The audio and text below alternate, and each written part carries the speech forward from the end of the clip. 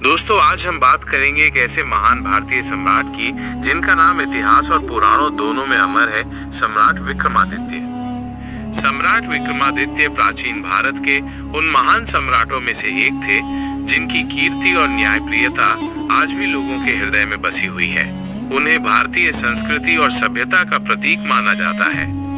वे केवल एक राजा नहीं बल्कि एक चक्रवर्ती सम्राट थे, यानी ऐसा सम्राट जिसके शासन का विस्तार चारों दिशाओं तक हो। भविष्य पुराण में भी सम्राट विक्रमादित्य का उल्लेख मिलता है। इसमें कहा गया है कि वे एक धर्मनिष्ठ और प्रजावत्सल शासक थे। पुराणों में वर्णित है कि उनके शासनकाल में प्रजा सुखी और समृद्ध थी। वे हमेशा धर्म, न्याय और सत्य के मार्ग पर चले।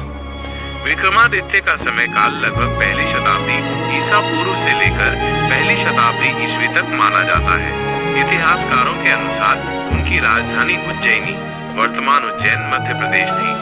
उज्जैन उस समय भारत का एक प्रमुख व्यापारिक और सांस्कृतिक केंद्र था।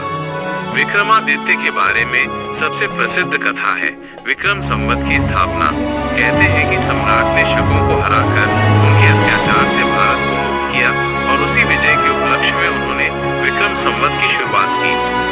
यही संवत आज भी भारतीय पंचांग का आधार है और इसका उपयोग धार्मिक अनुष्ठानों और पर्वों में किया जाता है। भविष्य पुराण में उल्लेख मिलता है कि विक्रमादित्य केवल एक योद्धा ही नहीं बल्कि महान दानवीर भी थे।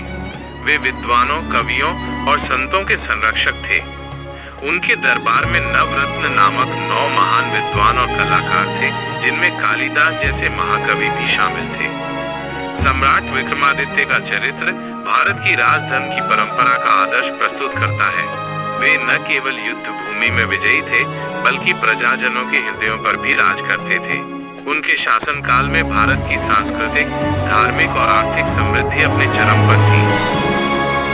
भविष्य पुराण में यह भी बताया गया है कि विक्रमादित्य एक दूरदर्शी शासक थे। वे जानते थे कि एक राजा का सबसे बड़ा धर्म अपने प्रजाजनों को भय और अन्याय से मुक्त रखना है।